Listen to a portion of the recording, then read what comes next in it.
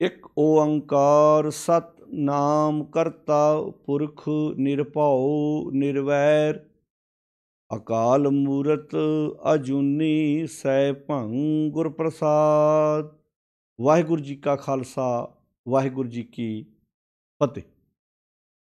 ਰਾਗ ਆਸਾ ਦੇ ਵਿੱਚ ਉਚਾਰਨ ਕੀਤੀ ਹੋਈ ਵਾਰ ਸਿੱਖ ਧਰਮ ਦੇ ਬਾਨੀ ਧੰਨ ਗੁਰੂ ਨਾਨਕ ਸਾਹਿਬ ਮਹਾਰਾਜ ਜੀ ਦੀ, ਜਿਹਦੀ ਆਪਾਂ ਵਿਚਾਰ ਤੁਹਾਡੇ ਨਾਲ ਸਾਂਝੀ ਕਰਨ ਜਾ ਰਹੇ ਹਾਂ। ਸਾਧ ਸੰਗਤ ਜੀ, ਵਾਰ ਦੀ ਵਿਚਾਰ ਆਰੰਭ ਕਰਨ ਤੋਂ ਪਹਿਲਾਂ ਕੁਝ ਇਹਦੀ ਬਣਤਰ ਬਾਰੇ, ਕੁਝ ਇਹਦੀਆਂ ਜੋ ਸਾਨੂੰ ਹਦਾਇਤਾਂ ਗੁਰੂ ਅਰਜਨ ਸਾਹਿਬ ਮਹਾਰਾਜ ਜੀ ਵੱਲੋਂ ਬਖਸ਼ਿਸ਼ ਕੀਤੀਆਂ ਹੋਈਆਂ ਨੇ ਵੀ ਟੁੰਡੇ ਅਸ ਰਾਜੇ ਕੀ ਧੁਨੀ, ਇਹਦੇ ਬਾਰੇ, ਫਿਰ ਇਹਦੇ ਬਾਰੇ ਕਿਹੜੇ ਕਿਹੜੇ ਵਿਸ਼ਿਆਂ 'ਤੇ ਗੱਲ ਗੁਰੂ ਨਾਨਕ ਸਾਹਿਬ ਜੀ ਨੇ ਇਸ ਵਾਰ ਦੇ ਵਿੱਚ ਕੀਤੀ ਹੋਈ ਹੈ, ਇਹਦੇ ਬਾਰੇ ਆਪਾਂ ਵਾਰ ਦੀ ਵਿਚਾਰ ਆਰੰਭ ਕਰਨ ਤੋਂ ਪਹਿਲਾਂ ਆਪਾਂ ਕੁਝ ਆਰੰਭ ਵਿੱਚ ਆਪਾਂ ਤੁਹਾਡੇ ਨਾਲ ਵਿਚਾਰਾਂ ਕਰਨੀਆਂ ਜ਼ਰੂਰੀ ਸਮਝਦੇ ਹਾਂ।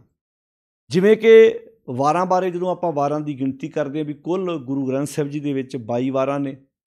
ਉਹਨਾਂ 22 ਵਾਰਾਂ ਦੇ ਵਿੱਚੋਂ 21 ਵਾਰਾਂ ਗੁਰੂ ਸਾਹਿਬਾਨ ਵੱਲੋਂ ਉਚਾਰਨ ਕੀਤੀਆਂ ਹੋਈਆਂ ਨੇ ਅਤੇ ਇੱਕ ਵਾਰ ਜਿਹੜੀ ਹੈ ਉਹ ਗੁਰਸਿੱਖਾਂ ਵੱਲੋਂ ਭਾਈ ਸੱਤਾ ਅਤੇ ਬਲਵੰਡ ਜੀ ਵੱਲੋਂ ਉਚਾਰਨ ਕੀਤੀ ਹੋਈ ਹੈ। 22 ਵਾਰਾਂ ਵਿੱਚੋਂ 20 ਵਾਰਾਂ ਜਿਹੜੀਆਂ ਨੇ ਉਹ ਸ਼ਲੋਕਾਂ ਨਾਲ ਨੇ, 2 ਵਾਰਾਂ ਸ਼ਲੋਕਾਂ ਤੋਂ ਬਿਨਾਂ ਨੇ। ਇੱਕ ਭਾਈ ਸੱਤਾ ਬਲਵੰਡ ਜੀ ਦੀ ਰਚਨਾ ਤੋਂ ਉਚਾਰਨ ਕੀਤੀ ਹੋਈ ਵਾਰ ਰਾਮਕਲੀ ਰਾਗ ਅੰਦਰ, ਅਤੇ ਇੱਕ ਬਸੰਤ ਕੀ ਵਾਰ ਗੁਰੂ ਅਰਜਨ ਸਾਹਿਬ ਮਹਾਰਾਜ ਜੀ ਵੱਲੋਂ ਉਚਾਰਨ ਕੀਤੀ ਹੋਈ। ਇਹ 2 ਵਾਰਾਂ ਸ਼ਲੋਕਾਂ ਤੋਂ ਬਿਨਾਂ ਨੇ। 3 ਵਾਰਾਂ ਗੁਰੂ ਨਾਨਕ ਸਾਹਿਬ ਜੀ ਮਹਾਰਾਜ ਜੀ ਦੀ ਰਚਨਾ ਤੋਂ ਉਚਾਰਨ ਕੀਤੀਆਂ ਨੇ। 4 ਵਾਰਾਂ ਗੁਰੂ ਅਮਰਦਾਸ ਮਹਾਰਾਜ ਜੀ ਵੱਲੋਂ। 8 ਵਾਰਾਂ ਗੁਰੂ ਰਾਮਦਾਸ ਪਿਤਾ ਮਹਾਰਾਜ ਜੀ ਵੱਲੋਂ ਅਤੇ 6 ਵਾਰਾਂ ਗੁਰੂ ਅਰਜਨ ਸਾਹਿਬ ਜੀ ਮਹਾਰਾਜ ਜੀ ਵੱਲੋਂ ਉਚਾਰਨ ਕੀਤੀਆਂ ਹੋਈਆਂ।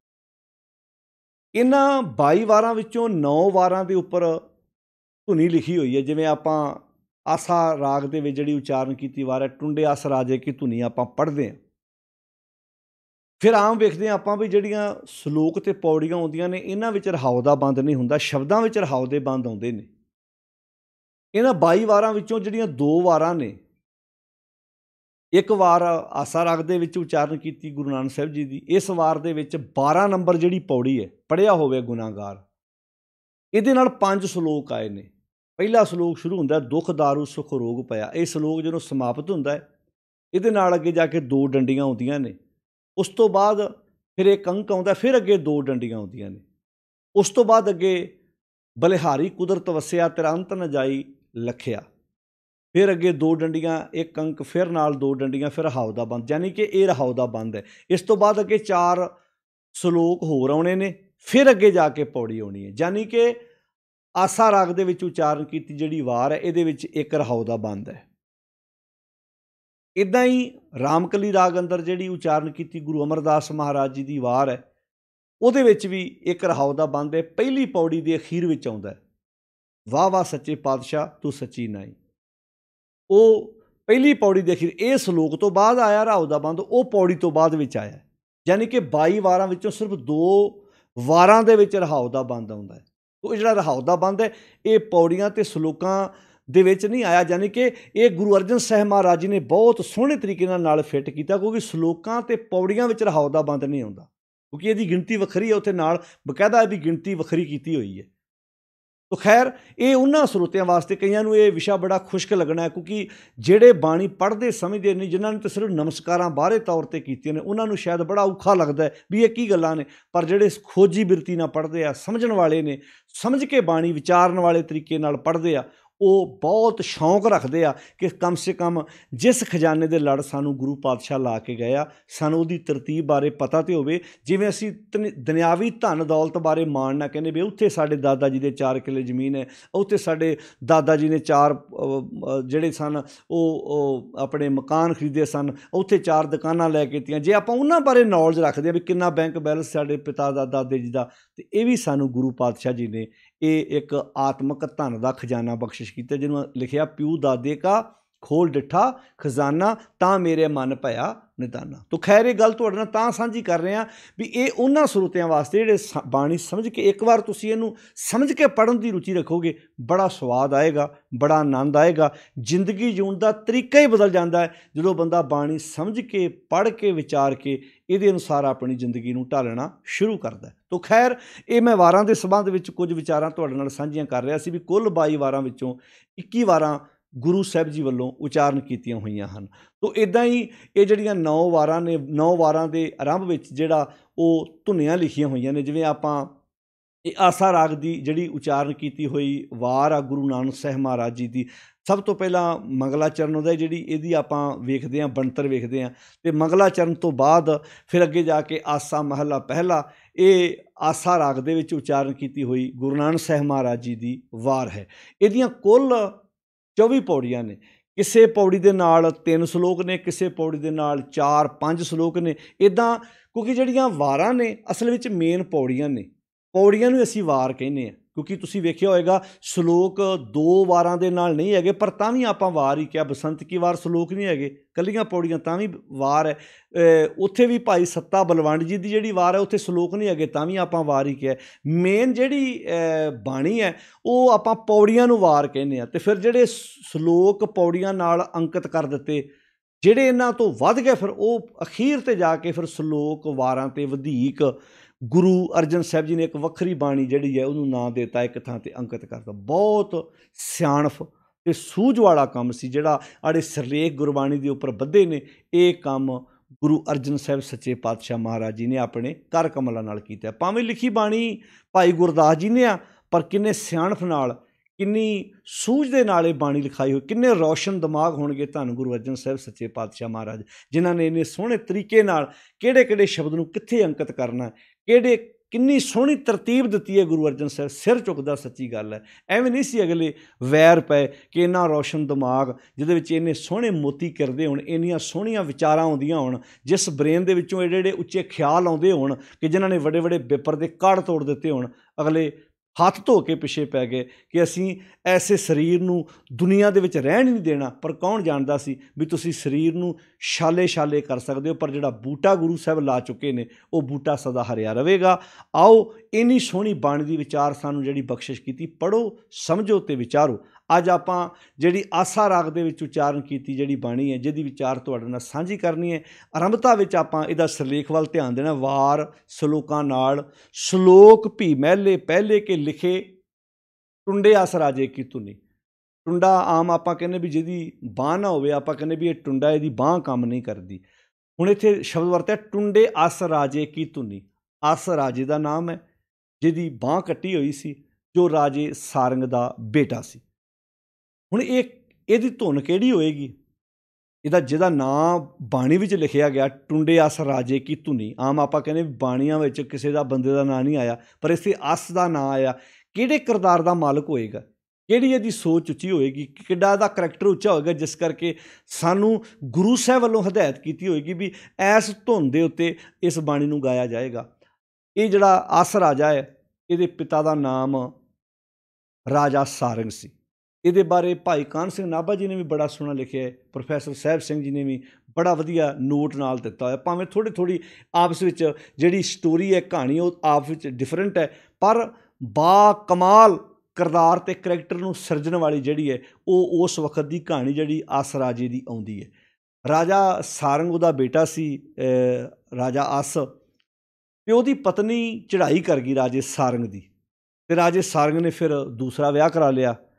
ਦੂਸਰਾ ਵਿਆਹ ਕਰਾਇਆ ਅਤੇ ਹੁਣ ਕੁਦਰਤੀ ਗੱਲ, ਉਹ ਵਿਆਹ ਤਾਂ ਉਹਨੇ ਇਸ ਇੱਛਾ ਨਾਲ ਕਰਾਇਆ ਸੀ ਕਿ ਮੇਰੇ ਪੁੱਤਰ ਨੂੰ ਮਾਂ ਚਾਹੀਦੀ ਹੈ, ਮੈਂ ਆਪਣਾ ਘਰ ਵਸਾ ਲਵਾਂ। ਪਰ ਜਿਹੜੀ ਔਰਤ ਆਈ ਵਿਆਹੀ ਰਾਜੇ ਸਾਰੰਗ ਦੇ ਘਰ, ਉਹਦਾ ਮਨ ਸਾਫ਼ ਨਹੀਂ ਸੀ। ਉਹ ਆਪਣੇ ਰਾਜੇ ਸਾਰੰਗ ਦੇ ਬੇਟੇ ਅਸ ਦੇ ਉੱਤੇ ਮੋਹਿਤ ਹੋ ਗਈ, ਯਾਨੀ ਕਿ ਮਨ ਵਿੱਚ ਕਾਲਖ ਆ ਗਈ, ਮਨ ਵਿੱਚ ਮੈਲ ਆ ਗਈ, ਮਨ ਮਲੀਨਤਾ ਨਾਲ ਭਰ ਗਿਆ, ਮਾੜੀ ਨਿਗਾਹ ਰੱਖਣ ਲੱਗ ਪਈ। ਪਰ ਜਿਹੜਾ ਅਸ ਸੀ ਨਾ, ਉਹ ਕਰੈਕਟਰ ਦਾ ਬੜਾ ਉੱਚਾ ਸੀ, ਉਹ ਕਿਰਦਾਰ ਦਾ ਬੜਾ ਉੱਚਾ ਸੀ। ਉਹਨੇ ਆਪਣਾ ਧਰਮ ਪਾਲਿਆ, ਉਹਨੇ ਆਪਣੇ ਮਨ ਵਿੱਚ ਮਾੜੇ ਖਿਆਲ ਨਹੀਂ ਆਉਣ ਦਿੱਤੇ। ਬੜੀ ਵਾਰੀ ਉਕਸਾਇਆ ਵੀ ਉਹਨੂੰ, ਪਰ ਨਹੀਂ, ਉਸ ਬੰਨੇ ਗਿਆ ਨਹੀਂ।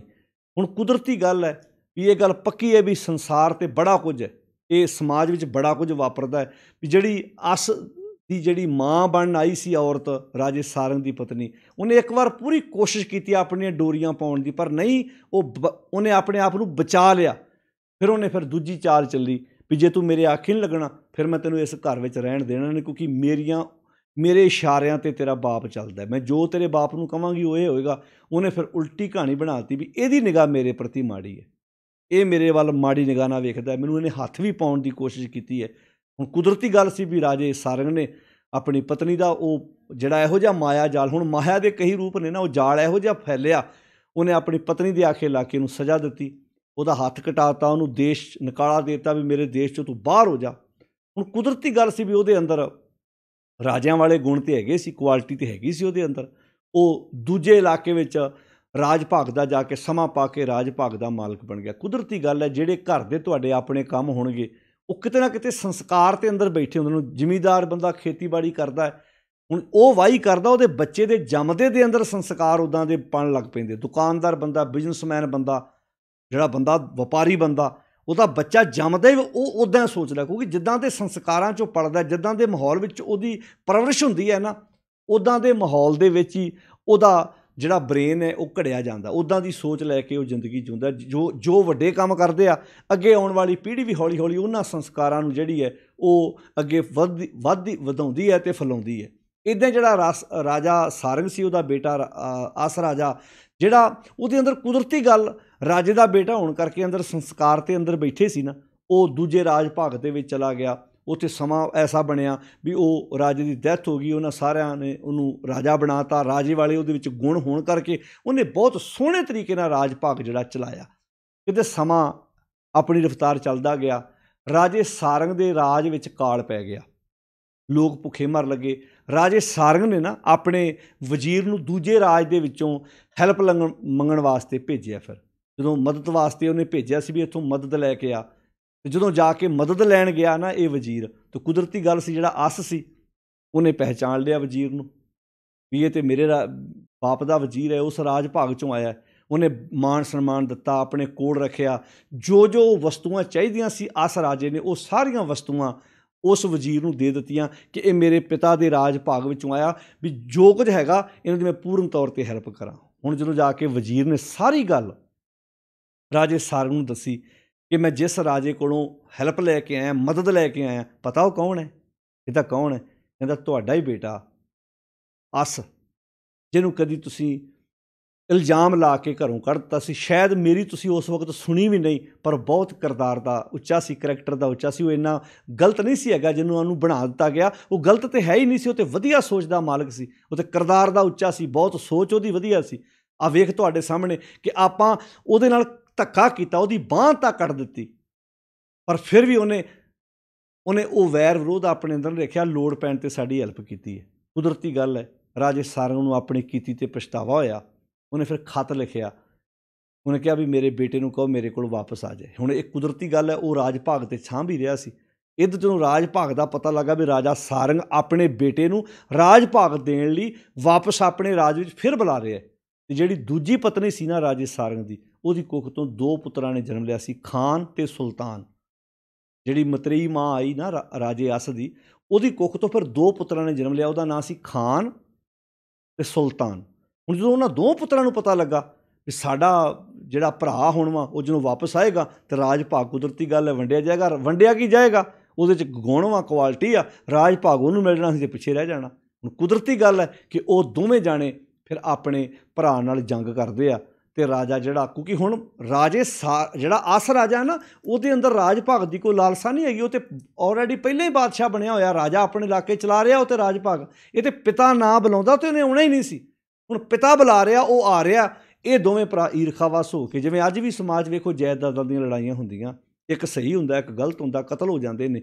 ਉਹ ਦੋਵੇਂ ਭਰਾ ਖਾਨ ਅਤੇ ਸੁਲਤਾਨ ਅਸ ਰਾਜੇ ਨਾਲ ਫਿਰ ਉਹਦੇ ਨਾਲ ਵਿਰੋਧ ਕਰਦੇ ਆ। ਉਹ ਜੰਗ ਕਰਦਾ ਫਿਰ, ਅਤੇ ਇਹ ਜਿੱਤ ਪ੍ਰਾਪਤ ਕਰਦਾ, ਆਪਣੇ ਪਿਤਾ ਅੱਗੇ ਨਮਸਕਾਰ ਕਰਦਾ। ਪਿਤਾ ਫਿਰ ਆਪਣੀ ਸਰਬਸੰਮਤੀ ਦੇ ਨਾਲ ਉਹਨੂੰ ਸਾਰਾ ਰਾਜ ਭਾਗ ਰਾਜੇ ਅਸ ਨੂੰ ਦੇ ਦਿੰਦਾ। ਉਸ ਵਕਤ ਫਿਰ ਜਿਹੜੇ ਢਾਡੀ ਸਨ, ਉਹਨਾਂ ਨੇ ਫਿਰ ਰਾਜੇ ਅਸ ਦੇ ਉੱਤੇ ਵਾਰ ਗਾਈ ਕਿ ਰਾਜਾ ਅਸ ਕਿੱਡਾ ਕਰੈਕਟਰ ਦਾ ਮਾਲਕ ਹੈ, ਵੀ ਜੇ ਉਹਨੂੰ ਕਾਮ ਵਾਸ਼ਨਾ ਵਾਲੇ ਬੰਨਿਓ ਉਹਦੀ ਮਾਂ ਡਲਾਉਣ ਦੀ ਕੋਸ਼ਿਸ਼ ਕੀਤੀ, ਉੱਥੇ ਵੀ ਨਹੀਂ ਡੋਲਿਆ। ਪਿਤਾ ਨੂੰ ਉਕਸਾ ਕੇ ਉਹਦਾ ਹੱਥ ਵਢਾਤਾ। ਉਹ ਸਾਰਾ ਤਸ਼ੱਦਦ ਆਪਣੇ ਤਨ ਦੇ ਉੱਤੇ ਸਹਿੰਦੇ ਹੋਇਆਂ ਆਪਣਾ ਦੇਸ਼ ਛੱਡ ਕੇ ਦੂਜੇ ਦੇਸ਼ ਚਲਾ ਗਿਆ। ਆਪਣੇ ਗੁਣਾਂ ਦੀ ਬਦੌਲਤ ਉਹ ਕਿੱਥੋਂ ਦਾ ਕਿੱਥੇ ਪਹੁੰਚਿਆ, ਫਿਰ ਰਾਜਾ ਬਣਿਆ। ਅਤੇ ਜਦੋਂ ਲੋੜ ਪਈ ਤਾਂ ਆਪਣੇ ਪਿਤਾ ਦੀ ਫਿਰ ਹੈਲਪ ਕੀਤੀ। ਯਾਨੀ ਕਿ ਕੋਈ ਵੈਰ ਵਿਰੋਧ ਨਹੀਂ ਹੈ, ਈਰਖਾ ਨਹੀਂ ਹੈ ਵੀ ਮੈਂ ਤੁਹਾਡੀ ਹੈਲਪ ਕਿਉਂ ਕਰਾਂ, ਵੀ ਤੁਸੀਂ ਤਾਂ ਮੈਨੂੰ ਦੇਸ਼ ਨਿਕਾਲਾ ਦੇ ਦਿੱਤਾ ਸੀ। ਉਹਨੇ ਫਿਰ ਹੈਲਪ ਕੀਤੀ। ਤਾਂ ਇਹ ਕਿਰਦਾਰ ਸੀ, ਕਰੈਕਟਰ ਉੱਚੇ ਦੀ ਗੱਲ ਸੀ, ਅਤੇ ਕਿਰਦਾਰ ਦੇ ਉੱਤੇ ਵਾਰ ਲਿਖੀ ਗਈ ਅਤੇ ਢਾਡੀਆਂ ਨੇ ਵਾਰਾਂ ਗਾਈਆਂ। ਜਦੋਂ ਗੁਰੂ ਅਰਜਨ ਸਾਹਿਬ ਜੀ ਫਿਰ ਇਸ ਵਾਰ ਨੂੰ ਇੱਦਾਂ ਅੰਕਿਤ ਕਰਦੇ ਆ ਅਤੇ ਕਹਿੰਦੇ ਇਸ ਜਿਹੜੀ ਆਸਾ ਰਾਗ ਦੇ ਵਿੱਚ ਉਚਾਰਨ ਕੀਤੀ ਵਾਰ ਹੈ, ਇਹਨੂੰ ਟੁੰਡੇ ਅਸ ਰਾਜੇ ਕੀ ਧੁਨੀ, ਭਾਵ ਇਸ ਧੁਨ ਦੇ ਉੱਤੇ ਗਾਉਣਾ ਕਿਤੇ ਬਾਣੀ ਪੜ੍ਹਨ ਵਾਲਾ ਸਿੱਖ ਆਪਣਾ ਕਿਰਦਾਰ ਇੱਦਾਂ ਦਾ ਉੱਚਾ ਬਣਾ ਸਕੇ। ਹੁਣ ਵਾਰ ਜਦੋਂ ਢਾਡੀ ਗਾਉਂਦੇ ਸੀ ਅਤੇ ਤੁਸੀਂ ਵੇਖਿਆ ਜਦੋਂ ਢਾਡੀ ਵਾਰਾਂ ਗਾਉਂਦੇ ਆ ਅਤੇ ਕਾਇਰ ਤੋਂ ਕਾਇਰ ਬੰਦੇ ਦੇ ਅੰਦਰ ਵੀ ਜੋਸ਼ ਆਉਂਦਾ। ਹੁਣ ਵੇਖੋ ਦੋ ਕਿਸਮ ਦੀਆਂ ਗੱਲਾਂ ਇਹ 'ਚ, ਵਾਰਾਂ ਢਾਡੀ ਗਾਉਂਦੇ ਆ ਅਤੇ ਆਮ ਬੰਦੇ ਅੰਦਰ ਵੀ ਜੋਸ਼ ਭਰਦਾ ਸੀ ਦੁਸ਼ਮਣ ਨਾਲ ਲੜਨ ਵਾਸਤੇ। ਜਦੋਂ ਅਸੀਂ ਬਾਣੀ ਦੀਆਂ ਇਹ ਵਾਰਾਂ ਪੜ੍ਹਨੀਆਂ, ਇੱਥੇ ਵੀ ਅਸੀਂ ਦੁਸ਼ਮਣ ਨਾਲ ਲੜਨ ਦਾ ਆਪਣੇ ਅੰਦਰ ਤਾਕਤ ਪੈਦਾ ਕਰਨੀ ਹੈ। ਇੱਥੇ ਦੁਸ਼ਮਣ ਕਿਹੜੇ ਆ? ਕਾਮ, ਕ੍ਰੋਧ, ਲੋਭ, ਮੋਹ, ਹੰਕਾਰ। ਅਸੀਂ ਇਸ ਬਾਣੀ ਨੂੰ ਪੜ੍ਹ ਕੇ, ਸਮਝ ਕੇ, ਵਿਚਾਰ ਕੇ ਆਪਣੇ ਅੰਦਰ ਜੋਸ਼ ਬਲ ਪੈਦਾ ਕਰਨਾ ਕਿ ਸਾਡੇ ਅੰਦਰ ਵੀ ਉਹ ਕਿਰਦਾਰ ਅਤੇ ਕਰੈਕਟਰ ਪੈਦਾ ਹੋ ਸਕੇ। ਅਸੀਂ ਇਹਨਾਂ ਨੂੰ ਗੱਲਾਂ ਨੂੰ ਸਮਝ ਸਕੀਏ ਵੀ ਇੱਥੇ ਰਾਜੇ ਅਸ ਦਾ ਉਹ ਪੱਖ ਲਿਆ, ਉਹਦੇ ਕਿਰਦਾਰ ਵਾਲਾ, ਉਹਦੇ ਕਰੈਕਟਰ ਵਾਲਾ, ਵੀ ਕਾਸ਼ ਬਾਣੀ ਪੜ੍ਹਨ ਵਾਲਾ ਸਿੱਖ ਵੀ ਆਪਣੀ ਜ਼ਿੰਦਗੀ ਦੇ ਵਿੱਚ ਇਹ ਗੁਣ ਧਾਰਨ ਕਰ ਸਕੇ। ਤੋ ਖੈਰ, ਇਹ ਆਸਾ ਰਾਗ ਦੀ ਉਚਾਰਨ ਕੀਤੀ ਹੋਈ ਜਿਹੜੀ ਵਾਰ ਹੈ, ਇਹਦੀਆਂ ਕੁੱਲ 24 ਪੌੜੀਆਂ ਨੇ। ਇਹਦੇ ਨਾਲ ਨਾਲ ਸਲੋਕ ਵੀ ਵਿੱਚ ਦਿੱਤੇ ਹੋਏ ਨੇ, ਕਿਤੇ ਸਲੋਕ 4 ਨੇ, ਕਿਤੇ 3 ਨੇ, ਕਿਤੇ 5 ਨੇ। ਬਾ ਕਮਾਲ ਵਿਚਾਰਾਂ ਇਹਦੇ ਵਿੱਚ। ਗੁਰੂ ਸਾਹਿਬ ਜੀ ਨੇ ਭਾਵੇਂ ਉੱਥੇ ਬ੍ਰਾਹਮਣ ਵੱਲੋਂ ਇਹ ਦਾਅਵਾ ਕੀਤਾ ਜਾਂਦਾ ਸੀ ਵੀ ਜਨੇਊ ਪਾਲਾ ਭਾਈ, ਇਹਦੇ ਨਾਲ ਤੂੰ ਧਰਮੀ ਬਣ ਜਾਏਗਾ। ਇੱਥੇ ਉਸ ਕਰਮਕਾਂਡ ਦਾ ਵੀ ਖੰਡਨ ਕੀਤਾ ਵੀ ਦਇਆ ਕਪਾ ਸੰਤੋਖ ਸੂਤ ਜਤ ਗੰਢੀ ਸੱਤ ਵਟ, ਇਹ ਜਨੇਊ ਜੀ ਕਹਾਈ ਤਾਂ ਪਾਂਡੇ ਕਤ। ਅਤੇ ਜੇ ਇਸਲਾਮ ਇਹ ਗੱਲ ਦਾ ਦਾਅਵਾ ਕਰਦਾ ਸੀ ਵੀ ਨਮਾਜ਼ਾਂ ਵੀ ਪੜ੍ਹੀਆਂ ਜਾ ਰਹੀਆਂ ਸੀ ਪਰ ਲੋਕਾਂ ਦੇ ਗਲ ਵੀ ਵੱਢੇ ਜਾ ਰਹੇ ਸੀ, ਉੱਥੇ ਵੀ ਕਹਿਤਾ ਮਾਨਸ ਖਾਣੇ ਕਰੇ ਨਵਾਜ਼, ਸ਼ੁਰੀ ਵਗਾਇਨ ਤਿੰਨ ਗਲ ਤਾਗ, ਅਤੇ ਤਿੰਨ ਘਰ ਬ੍ਰਾਹਮਣ ਪੂਰੇ ਨਾਦ, ਉਹਨਾਂ ਪਿਆਵੇ ਉਹੀ ਸਾਧ। ਕੂੜੀ ਰਾਸ ਕੂੜਾ ਵਪਾਰ ਕੂੜ ਬੋਲ, ਕਰੇ ਆਹਾਰ ਸ਼ਰਮ ਧਰਮ ਕਾ ਡੇਰਾ ਦੂਰ, ਨਾਨਕ ਕੂੜ ਰਿਹਾ ਭਰਪੂਰ। ਜਿਹੜੇ ਲੋਕ ਪ੍ਰਾਣੀ ਦੇ ਚੜ੍ਹਾਈ ਕਰਨ ਤੋਂ ਬਾਅਦ ਕਰਮਕਾਂਡ ਕਰਦੇ ਸੀ, ਉਹਨਾਂ ਦਾ ਜ਼ਿਕਰ ਵੀ ਇਸ ਬਾਣੀ ਵਿੱਚ ਕੀਤਾ। ਜੇ ਮੁਹਾਕਾ ਘਰ ਮੋਹ ਹੈ, ਘਰ ਮੋਹ ਪਿਤਰੀ ਦੇ ਅੱਗੇ ਵਸਤ ਸਜਾਣੀ ਹੈ, ਪਿਤਰੀ ਚੋਰ ਕਰੇ ਵੱਡੀਆਂ ਹੱਥ ਦਲਾਲ ਕੇ, ਮੁਸਪੀ ਇਹ ਕਰੇ ਨਾਨਕ ਅੱਗੇ ਸੋ ਮਿਲੇ, ਜੇ ਖੱਟੇ ਕਾਲੇ ਦੇ। ਹੁਣ ਤੁਸੀਂ ਵੇਖਿਆ ਹੋਗਾ ਆਸਾ ਕੀ ਵਾਰ ਲਗਭਗ ਸਵੇਰ ਦੇ ਟਾਈਮ ਗੁਰਦੁਆਰਿਆਂ ਵਿੱਚ ਪੜ੍ਹੀ ਜਾਂਦੀ ਹੈ, ਅਤੇ ਅੱਧੇ ਉਸ ਵਕਤ ਕੀ ਬਹੁਤ ਗਿਣਤੀ ਹੈ ਜੇ ਉਸ ਵਕਤ ਤੋਂ ਹੀ ਸੁੱਤੀ ਹੁੰਦੀ ਹੈ। ਹੁਣ ਇਹ ਕਿੱਡੀ ਕਮਾਲ ਦੀ ਬਾਣੀ ਹੈ। ਜਿਵੇਂ ਸੁਖਮਣੀ ਬਾਣੀ ਦੇ ਨਾਂ 'ਤੇ ਕਿੰਨੀਆਂ ਸੁਸਾਇਟੀਆਂ ਬਣ ਗਈਆਂ, ਸੁਖਮਣੀ ਸਾਹਿਬ ਸੇਵਾ ਸੁਸਾਇਟੀਆਂ, ਮੇਰੇ ਖਿਆਲ 'ਚ ਇੱਕ ਸ਼ਹਿਰ 'ਚ 4 ਹੋਣੀਆਂ ਨੇ। ਪਰ ਤੁਸੀਂ ਆਪਣੇ ਜੀਵਨ ਕਾਲ 'ਚ ਕਿਤੇ ਆਸਾ ਕੀ ਵਾਰ ਦੀ ਕੋਈ ਸੁਸਾਇਟੀ ਵੇਖੀ ਵੀ ਕਿਤੇ ਇਹਦੀ ਵੀ ਸੁਸਾਇਟੀ ਬਣੀ ਹੋਵੇ, ਇਹਦੀ ਵੀ ਗੱਲ ਘਰ ਘਰ ਚੱਲੇ?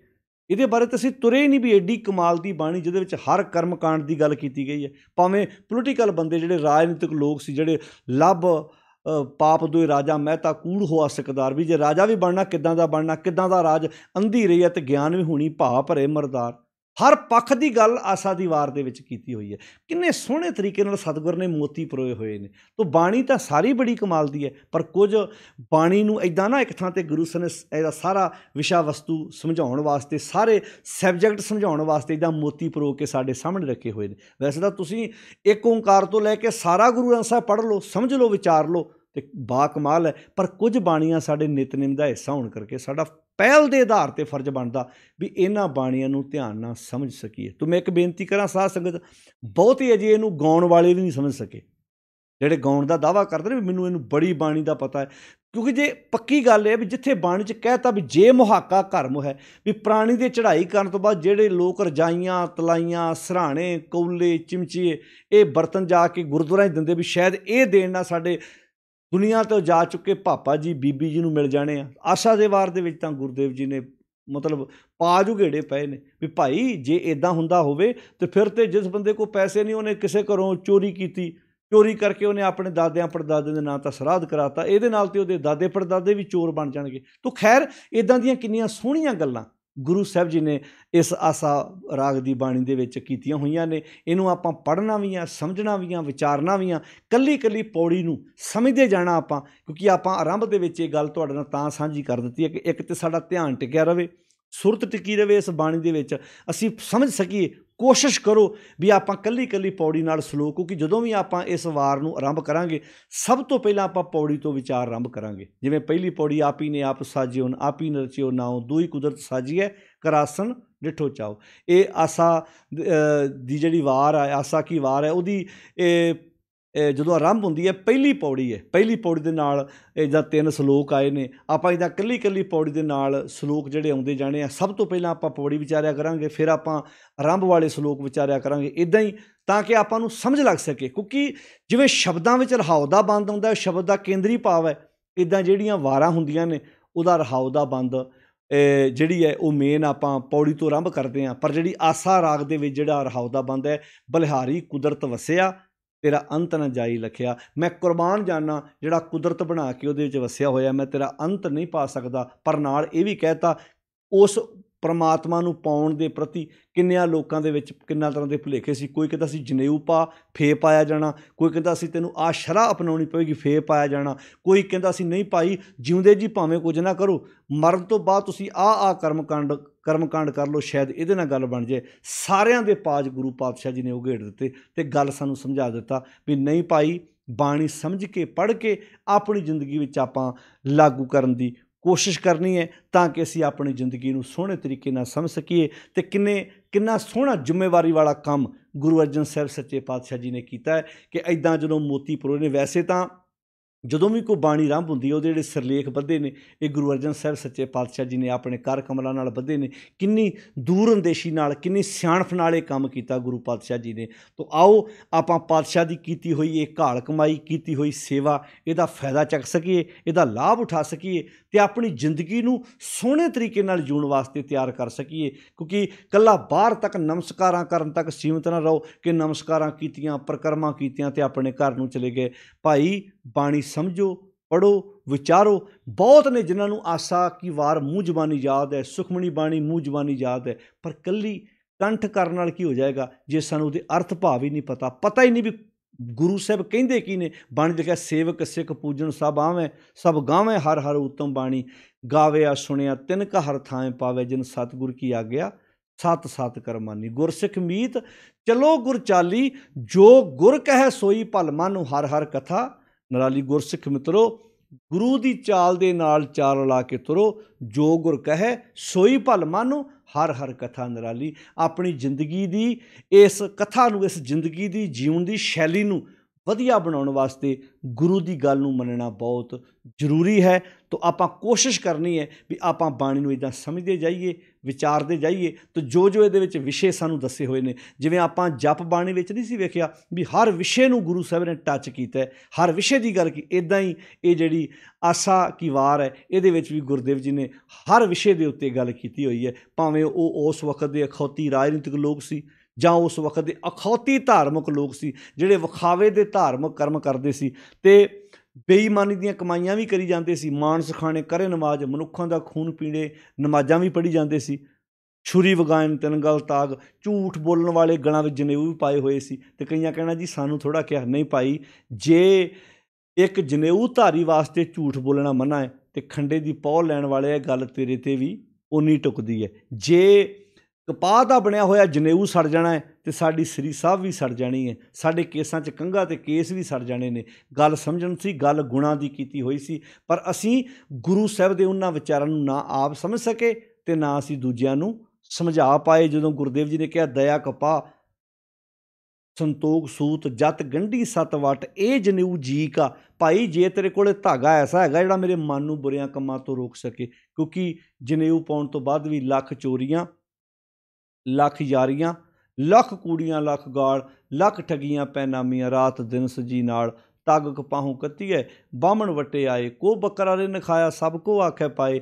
ਵੀ ਜੇ ਇਸ ਧਾਗੇ ਨੂੰ ਪਾਉਣ ਤੋਂ ਬਾਅਦ ਮਨ ਬੁਰਿਆਂ ਕੰਮਾਂ ਤੋਂ ਨਹੀਂ ਟਲਦਾ, ਕਿਉਂਕਿ ਇਸ ਧਾਗੇ ਵਿੱਚ ਤਾਕਤ ਹੀ ਨਹੀਂ ਕਿ ਮਨ ਨੂੰ ਬੁਰਿਆਂ ਕੰਮਾਂ ਤੋਂ ਰੋਕ ਸਕੇ, ਅਤੇ ਫਿਰ ਮੈਂ ਐਸੇ ਧਾਗੇ ਤੋਂ ਲੈਣਾ ਕਿ ਮੈਨੂੰ ਤਾਂ ਉਹ ਧਾਗਾ ਪਾ ਜਿਹਦੇ ਨਾਲ ਮੇਰਾ ਮਨ ਬੁਰਾਈ ਵਾਲੇ ਬੰਨਿਓ ਹਟ ਕੇ ਚੰਗਿਆਈ ਵਾਲੇ ਬੰਨੇ ਤੁਰ ਸਕੇ। ਇੱਦਾਂ ਦੇ ਹੁਣ ਕਿੰਨੇ ਸੋਹਣੇ ਵਿਸ਼ੇ, ਕਿੰਨੇ ਸੋਹਣੇ ਮੋਤੀ ਗੁਰੂ ਪਾਤਸ਼ਾਹ ਜੀ ਨੇ ਇਸ ਬਾਣੀ ਵਿੱਚ ਪਰੋ ਕੇ ਸਾਨੂੰ ਦੇ ਦਿੱਤੇ ਕਿ ਭਾਈ ਅਸੀਂ ਕਿੱਦਾਂ ਜ਼ਿੰਦਗੀ ਨੂੰ ਜਿਉਣਾ ਹੈ, ਕਿੱਦਾਂ ਅਸੀਂ ਵਹਿਮਾਂ ਭਰਮਾਂ ਪਖੰਡਾਂ 'ਚੋਂ ਨਿਕਲਣਾ ਹੈ, ਕਿੱਦਾਂ ਅਸੀਂ ਕਰਮਕਾਂਡੀ ਜ਼ਿੰਦਗੀ 'ਚੋਂ ਬਾਹਰ ਨਿਕਲ ਕੇ ਅਸੀਂ ਸੱਚਾਈ ਵਾਲਾ ਜੀਵਨ ਜਿਉਣਾ ਹੈ।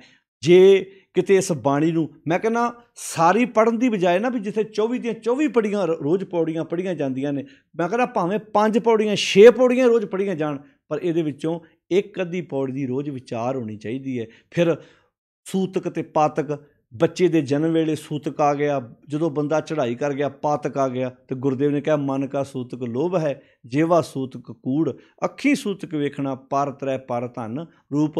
ਕੋਈ ਬੱਚਾ ਜਨਮ ਜਦੋਂ ਜਨਮ ਹੁੰਦਾ ਉਹਨੂੰ ਵਿਪਰ ਸੂਤਕ ਆਂਦਾ ਸੀ, ਜਦੋਂ ਕੋਈ ਪੁਰਾਣੀ ਚੜ੍ਹਾਈ ਕਰ ਜਾਂਦਾ ਸੀ ਉਹਨੂੰ ਪਾਤਕ ਆਂਦਾ ਸੀ।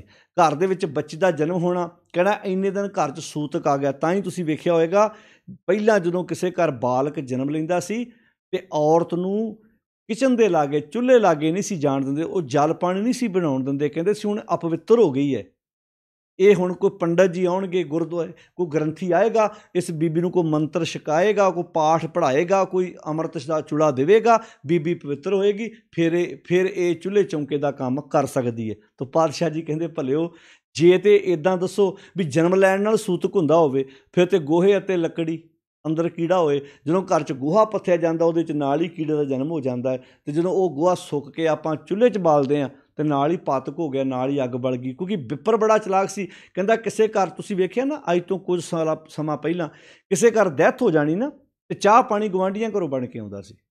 ਕਿਉਂ ਭਲਾ? ਕਹਿਣਾ ਵੀ ਜਿਸ ਘਰ ਡੈਥ ਹੋਈ ਹੈ ਪਾਤਕ ਹੋ ਗਿਆ, ਵੀ ਇਸ ਘਰ ਆਪਾਂ ਅੱਗ ਨਹੀਂ ਬਾਲਣੀ ਕਿਉਂਕਿ ਹੁਣ ਇਹ ਘਰ ਅਜੇ ਅਪਵਿੱਤਰ ਹੈ। ਉਹਦੀ ਡੈੱਡ ਬੋਡੀ ਨੂੰ ਲੈ ਕੇ ਜਾਣਾ, ਸ਼ਮਸ਼ਾਨ ਭੂਮੀ ਜਾ ਕੇ ਸਾੜ ਆਉਣਾ, ਫਿਰ ਜਾ ਕੇ ਤੇ ਘਰ 'ਚ ਕੋਈ ਚੁੱਲ੍ਹੇ ਪਾਣੀ ਕੋਈ ਅੱਗ ਪਾਣੀ ਤਿਆਰ ਕਰਦਾ ਸੀ। ਨਹੀਂ ਤੇ ਇਸ ਬੰਨੇ ਕੋਈ ਤੁਰਦਾ ਨਹੀਂ ਸੀ, ਅੱਗ ਬਾਲਦਾ ਨਹੀਂ ਸੀ ਆਪਣੇ ਘਰ। ਹੁਣ ਐਜੂਕੇਸ਼ਨ ਦਾ ਯੁੱਗ ਹੈ, ਨੌਜਵਾਨ ਪੜ੍ਹ ਲਿਖ ਗਿਆ, ਹੁਣ ਨਹੀਂ, ਹੁਣ ਤਾਂ ਇੱਕ ਬੰਨੇ ਡੈੱਡ ਬੋਡੀ ਪਈ ਹੁੰਦੀ ਹੈ ਅਤੇ ਜਲ ਪਾਣੀ ਵੀ ਉਸੇ ਘਰ ਵਿੱਚ ਹੀ ਤਿਆਰ ਹੋਣ ਲੱਗ ਪਿਆ। ਕਿਉਂਕਿ ਗੁਰਦੇਵ ਨੇ ਕਿਹਾ ਵੀ ਜੇ ਤੇ ਘਰ ਡੈਥ ਨਾਲ ਪਾਤਕ ਹੁੰਦਾ ਹੈ ਅਤੇ ਕਿਸੇ ਦੇ ਜਨਮ ਨਾਲ ਸੂਤਕ ਆ ਜਾਂਦਾ ਘਰ ਦੇ ਵਿੱਚ, ਕਿਉਂਕਿ ਸੂਤਕ ਅਪਵਿੱਤਰਤਾ, ਪਾਤਕ ਵੀ ਅਪਵਿੱਤਰਤਾ। ਅਤੇ ਪਾਤਸ਼ਾਹ ਜੀ ਕਹਿੰਦੇ ਜੇਕਰ ਸੂਤਕ ਮੰਨੀਏ ਸਭ ਤੇ ਸੂਤਕ ਹੋਏ, ਗੋਹੇ ਅਤੇ ਲੱਕੜੀ ਅੰਦਰ ਕੀੜਾ ਹੋਏ, ਗੋਹੇ ਅਤੇ ਲੱਕੜੀ। ਹੁਣ ਲੱਕੜ ਵਿੱਚ ਵੀ ਘੋਣ ਦਾ ਜਨਮ ਹੁੰਦਾ, ਤੁਸੀਂ ਵੇਖਿਆ ਨਾ ਕੀੜਾ ਲੱਗ ਪੈਂਦਾ, ਜਦੋਂ ਕੀੜਾ ਜੰਮਦਾ ਅਤੇ ਇਹਦਾ ਮਤਲਬ ਸੂਤਕ ਹੋ ਗਿਆ। ਜਦੋਂ ਆਪਾਂ ਲੱਕੜ ਨੂੰ ਅੱਗ ਵਿੱਚ ਬਾਲਾਂਗੇ ਅਤੇ ਨਾਲ ਹੀ ਉਹਦੀ ਡੈਥ ਹੋ ਗਈ। ਕਹਿੰਦੇ ਫਿਰ ਤੁਹਾਡੀ ਰਸੋਈ 'ਚ ਸੂਤਕ ਅਤੇ ਪਾਤਕ 24 ਘੰਟੇ ਚੱਲੀ ਜਾਂਦਾ, ਤੁਸੀਂ ਤਾਂ ਇਹ ਵਹਿਮ 'ਚੋਂ ਬਚ ਹੀ ਨਹੀਂ ਸਕਦੇ। ਇਹ ਉਹ ਸ਼ਬਦ ਨੇ ਜਿਹੜੇ ਰੋਜ਼ ਗੁਰਦੁਆਰਿਆਂ 'ਚ ਸਵੇਰੇ ਪੜ੍ਹੇ ਜਾਂਦੇ ਨੇ, ਪਰ ਅਸੀਂ ਸਿਰਫ ਕੰਨਾਂ ਤੱਕ ਸੁਣਨ ਤੱਕ ਸੀਮਿਤ ਹਾਂ। ਅਸੀਂ ਇਹਨੂੰ ਵਿਚਾਰਿਆ ਨਹੀਂ ਕਿ ਜਿਨ੍ਹਾਂ ਵਹਿਮਾਂ ਭਰਮਾਂ ਪਖੰਡਾਂ ਵਿੱਚੋਂ ਸਾਨੂੰ ਬਾਣੀ ਬਾਹਰ ਕੱਢਦੀ ਹੈ, ਅਸੀਂ ਆਪਣੀ ਸੋਚ ਨੂੰ ਉੱਚਾ ਚੁੱਕੀਏ। ਜਦੋਂ ਹੌਸਪੀਟਲ 'ਚ ਬੱਚੇ ਦਾ ਜਨਮ ਹੁੰਦਾ ਹੈ ਨਾ, ਕਈ ਵਾਰੀ 4 ਵਜੇ ਉਸੇ ਬੈੱਡ ਦੇ ਉੱਤੇ ਕਿਸੇ ਮਰੀਜ਼ ਦੀ ਡੈਥ ਹੁੰਦੀ ਹੈ ਅਤੇ 5:30, 6, 7 ਵਜੇ ਉਸੇ ਬੈੱਡ 'ਤੇ ਇੱਕ ਬੱਚੇ ਦਾ ਜਨਮ ਹੁੰਦਾ। ਸਿਰਫ ਬੈੱਡ ਸ਼ੀਟ ਚੇਂਜ ਕੀਤੀ ਜਾਂਦੀ ਹੈ, ਗੱਦਾ ਵੀ ਉਹ ਹੁੰਦਾ, ਬੈੱਡ ਵੀ ਉਹ ਹੁੰਦਾ, ਜਿਹੜੀਆਂ ਨਰਸਾਂ ਭੈਣਾਂ ਉੱਥੇ ਜੋਬ ਕਰਦੀਆਂ ਉਹ ਹੁੰਦੀਆਂ ਨੇ, ਡਾਕਟਰ ਵੀ ਉਹ ਹੁੰਦੇ ਨੇ, ਉਹੋ ਹੀ ਹੱਥ ਹੁੰਦੇ ਨੇ। ਉਹਨਾਂ ਹੱਥਾਂ 'ਚ ਸਵੇਰੇ ਇੱਕ ਮਰੀਜ਼ ਨੇ ਦਮ ਤੋੜਿਆ ਹੁੰਦਾ, ਹੱਥ ਸਾਫ਼ ਕਰਕੇ ਫਿਰ ਆਉਂਦੀਆਂ ਨੇ, ਉਹਨਾਂ ਹੱਥਾਂ 'ਚ ਇੱਕ ਬੱਚਾ ਜਨਮ ਲੈਂਦਾ। ਹੁਣ ਸਾਡੇ ਵਰਗੇ ਕਮਲੇ ਹੋਣ ਤੇ ਅਸੀਂ ਤਾਂ ਇਸ਼ਨਾਨ ਕਰਾ ਕੇ ਨਰਸਾਂ ਨੂੰ ਮਾਰ ਦਈਏ ਵੀ ਤੁਸੀਂ ਤੇ ਜੇ ਅਪਵਿੱਤਰ, ਜੇ ਤੁਸੀਂ ਤੇ ਇੱਕ ਮੁਰਦੇ ਨੂੰ ਹੱਥ ਲਾਇਆ। ਸੋਚ ਕੇ ਵੇਖਿਓ ਤੁਸੀਂ, ਕੀ ਸੰਸਾਰ ਇੱਦਾਂ ਚੱਲ ਸਕਦਾ? ਵੀ ਦੁਨੀਆ ਇੱਦਾਂ ਚੱਲ ਸਕਦੀ ਵੀ ਜੇ ਇੱਦਾਂ ਦੇ ਆਪਾਂ ਸੰਸਾਰ 'ਤੇ ਤੁਰੀਏ? ਤੇ ਪਾਣੀ ਨੇ ਇਹਨਾਂ ਵਹਿਮਾਂ 'ਚੋਂ ਸਾਨੂੰ ਬਾਹਰ ਕੱਢਿਆ ਸੀ। ਆਓ ਆਪਣੀ ਸੋਚ ਉੱਚੀ ਚੁੱਕੀਏ, ਆਪਣੀ ਜ਼ਿੰਦਗੀ ਨੂੰ ਖੂਬਸੂਰਤ ਤਰੀਕੇ ਨਾਲ ਜਿਉਣ ਦਾ ਯਤਨ ਕਰੀਏ। ਵਹਿਮਾਂ ਭਰਮਾਂ ਪਖੰਡਾਂ 'ਚੋਂ ਬਾਣੀ ਸਾਨੂੰ ਬਾਹਰ ਕੱਢਦੀ ਹੈ। ਬਾਣੀ ਦੀ ਵਿਚਾਰ ਨਾਲ ਭਰਮ ਇੱਦਾਂ ਉੱਡਦੇ ਆ ਜਿੱਦਾਂ ਸੂਰਜ ਜਦੋਂ ਉਦੇ ਹੁੰਦਾ ਨਾ, ਉਹਦੇ ਗਾੜੀ ਫਿਰ ਹਨੇਰਾ ਅੱਗੇ ਅੱਗੇ ਦੌੜਦਾ ਹੈ। ਤੋ ਗੁਰਬਾਣੀ ਇਸ ਜੱਗ ਮੈਂ ਚਾਨਣ, ਕਰਮ ਵਸੈ ਮਨ ਆਏ। ਇਹ ਗੁਰਬਾਣੀ ਨੂੰ ਪੜ੍ਹ ਕੇ ਸਮਝ ਕੇ ਅਰਦਾਸ ਕਰੀਏ ਗੁਰੂ ਦੇ ਚਰਨਾਂ 'ਚ ਵੀ ਸਾਡਾ ਵੀ ਕਰੈਕਟਰ ਅਤੇ ਕਿਰਦਾਰ ਉੱਚਾ ਬਣ ਸਕੇ। ਜਿਸ ਧੁਨੀ ਦੇ ਉੱਤੇ ਸਾਨੂੰ ਇਹ ਵਾਰ ਗਾਉਣ ਦੀ ਹਦਾਇਤ ਹੈ, ਅਸੀਂ ਵੀ ਉਸ ਅਸ ਰਾਜੇ ਦੀ ਤਰ੍ਹਾਂ ਕਰੈਕਟਰ ਅਤੇ ਕਿਰਦਾਰ ਦੇ ਮਾਲਕ ਬਣ ਸਕੀਏ। ਕਦੀ ਸਮਾਂ ਸੀ ਕਿ ਉਸ ਵਕਤ ਦੇ ਢਾਡੀਆਂ ਨੇ ਰਾਜੇ ਅਸ ਦੀ ਇਸ ਬਹਾਦਰਤਾ, ਇਸ ਬਹਾਦਰੀ ਦੇ ਉੱਤੇ ਵਾਰ ਗਾਈ, ਇਸ ਕਰੈਕਟਰ ਦੇ ਉੱਤੇ ਵਾਰ ਗਾਈ, ਅਤੇ ਪਾਤਸ਼ਾਹ ਨੂੰ ਕਿੰਨੀ ਚੰਗੀ ਲੱਗੀ ਹੋਏਗੀ ਕਿ ਭਾਈ ਇਸ ਬਾਣੀ ਨੂੰ ਆਪਾਂ ਇਸ ਰਾਜੇ ਅਸ ਦੀ ਧੁਨ ਦੇ ਉੱਤੇ ਗਾਉਣਾ, ਤਾਂ ਕਿ ਇਹਨੂੰ ਪੜ੍ਹਨ ਵਾਲਾ, ਸੁਣਨ ਵਾਲਾ, ਸਮਝਣ ਵਾਲਾ ਆਪਣਾ ਕਿਰਦਾਰ, ਆਪਣਾ ਕਰੈਕਟਰ ਉੱਚਾ ਕਰ ਸਕੇ। ਆਓ ਆਪਣੀ ਸੋਚ ਉੱਚੀ ਵੇਖੋ। ਦੋ ਗੱਲਾਂ ਇਹਦੇ ਵਿੱਚੋਂ ਝਲਕੀਆਂ। ਇੱਕ ਵੀ ਉਹਦੇ 'ਤੇ ਉਹ ਡੋਰੀਆਂ ਪਾਉਣ ਦੀ ਕੋਸ਼ਿਸ਼ ਕੀਤੀ ਰਹੀ, ਉਹ ਨਹੀਂ ਡੋਲਿਆ, ਇੱਕ ਇਹ ਪੱਖ ਆ ਗਿਆ। ਦੂਜਾ ਪੱਖ, ਪਿਤਾ ਨੇ ਕਿੰਨਾ ਜ਼ੁਲਮ ਕੀਤਾ, ਉਹ 'ਤੇ ਉਹਦੀ ਬਾਂਹ ਕੱਟ ਦਿੱਤੀ, ਹੱਥ ਕੱਟ ਦਿੱਤਾ, ਪਰ ਜਦੋਂ ਹੈਲਪ ਮੰਗਣ ਗਿਆ ਉਹਨੇ ਈਰਖਾ ਨਹੀਂ ਰੱਖੀ। ਅਤੇ ਇੱਥੇ ਭਰਾ ਨਾਲ ਈਰਖਾ ਕਰੀ ਜਾਂਦਾ ਹੈ, ਤਾਏ ਚਾਚੇ ਭੈਣਾਂ ਭਰਾਵਾਂ ਦੋਸਤ ਮਿੱਤਰ ਈਰਖਾ ਜੈਲਸੀ ਨਾਲ ਭਰੇ ਪਏ ਨੇ। ਅਤੇ ਪਤਾ ਕੀ ਕਹਿਣਗੇ? ਸਿਰੇ ਆਸਾ ਕੀ ਵਾਰ ਰੋਜ਼ ਗੁਰਦੁਆਰੇ ਸੁਣ ਕੇ ਆਈ ਦੀ ਆ। ਉਹ ਤੋਂ ਬਿਨਾ ਪ੍ਰਸ਼ਾਦਾ ਪਾਣੀ ਨਹੀਂ ਛਕੀਦਾ। ਤੇ ਪੜ੍ਹੀ ਕੀ ਹੈ, ਬਾਣੀ ਕੀ ਪੜ੍ਹ ਰਹੇ ਹਾਂ, ਕਿੱਡਾ ਕਿਰਦਾਰ ਉੱਚਾ ਸੀ, ਤੇ ਆਪ ਅੰਦਰੋਂ ਈਰਖਾ ਤੇ ਜੈਲਸੀ ਬਾਹਰ ਕੱਢਣ ਨੂੰ ਤਿਆਰ ਨਹੀਂ। ਆਓ ਭਾਈ ਸੋਚ ਉੱਚੀ ਰੱਖੀਏ, ਜੀਵਨ ਕਿਰਦਾਰ ਵਧੀਆ ਬਣਾਈਏ। ਇਹ ਸਾਨੂੰ ਬਾਣੀ ਸਿਖਾਉਂਦੀ ਹੈ। ਪੜ੍ਹੀਏ, ਵਿਚਾਰੀਏ ਅਤੇ ਆਪਣੀ ਜ਼ਿੰਦਗੀ ਨੂੰ ਵਧੀਆ ਤਰੀਕੇ ਨਾਲ ਜਿਉਣ ਦਾ ਯਤਨ ਕਰੀਏ। ਇਹ ਆਪਾਂ ਕੁਝ ਵਿਚਾਰਾਂ ਆਸਾ ਰਾਗ ਦੇ ਵਿੱਚ ਉਚਾਰਨ ਕੀਤੀ ਹੋਈ ਇਸ ਬਾਣੀ ਪ੍ਰਤੀ ਤੁਹਾਡੇ ਨਾਲ ਸਾਂਝੀਆਂ ਕੀਤੀਆਂ ਨੇ। ਕੱਲ੍ਹ ਨੂੰ ਆਪਾਂ ਇਹ ਪੌੜੀ ਤੋਂ ਵਿਚਾਰ ਜਿਹੜੀ ਆਰੰਭ ਕਰਾਂਗੇ ਕਿ ਪਾਤਸ਼ਾਹ ਜੀ ਨੇ ਪੌੜੀ ਵਿੱਚ ਕੀ ਵਿਚਾਰ ਬਖਸ਼ਿਸ਼ ਕੀਤੇ ਨੇ, ਫਿਰ ਨਾਲ ਉਹਦੇ ਸਲੋਕ ਗੁਰਦੇਵ ਜੀ ਨੇ ਜਿਹੜੇ ਇਹਦੇ ਨਾਲ ਪੌੜੀ ਦੇ ਨਾਲ ਲਿਖੇ ਹੋਏ ਨੇ, ਉਹਨਾਂ ਸਲੋਕਾਂ ਨੂੰ ਆਪਾਂ ਵਿਚਾਰਦੇ ਜਾਵਾਂਗੇ ਅਤੇ ਆਪਣੀ ਜ਼ਿੰਦਗੀ ਵਿੱਚ ਇਹ ਖੂਬਸੂਰਤ ਜਿਹੜੇ ਗੁਣ ਵਾ ਉਹ ਪ੍ਰਗਟ ਕਰਦੇ ਜਾਈਏ। ਗੁਰਬਾਣੀ ਇਸ ਜੱਗ ਮੈਂ ਚਾਨਣ, ਕਰਮ ਵਸੈ ਮਨ ਆਏ ਦੇ ਮਾਂ ਵਾਕਾਂ ਅਨੁਸਾਰ ਆਪਣੀ ਜ਼ਿੰਦਗੀ ਨੂੰ ਖੂਬਸੂਰਤ ਤਰੀਕੇ ਨਾਲ ਜੋਈਏ। ਤੁਹਾਡਾ ਸਾਰਿਆਂ ਦਾ ਧੰਨਵਾਦ। ਇਹ ਸੇਵਾ ਆਪਾਂ ਰਲ ਮਿਲ ਕੇ ਕਰਨੀ ਹੈ ਸਾਧ ਸੰਗਤ ਜੀ। ਬਾਣੀ ਦੀ ਵਿਚਾਰ ਸਮਝ ਕੇ ਆਪਣੀ ਜ਼ਿੰਦਗੀ ਵਿੱਚ ਲਾਗੂ ਕਰੀਏ ਅਤੇ ਆਪਣੀ ਜ਼ਿੰਦਗੀ ਨੂੰ ਵਧੀਆ ਤਰੀਕੇ ਨਾਲ ਜਿਉਣ ਦਾ ਯਤਨ ਕਰੀਏ। ਸਹਿਜ ਪਾਠ ਆਰੰਭ ਕਰੋ, ਅਰਥਾਂ ਸਹਿਤ ਪੜ੍ਹੋ, ਬਾਰ-ਬਾਰ ਸੁਣੋ, ਸਮਝੋ, ਵਿਚਾਰੋ ਅਤੇ ਆਪਣੀ ਜ਼ਿੰਦਗੀ ਦੇ ਵਿੱਚ ਇਹ ਉਪਦੇਸ਼ ਨੂੰ ਲਾਗੂ ਕਰੀਏ। ਸਾਰਿਆਂ ਦਾ ਧੰਨਵਾਦ।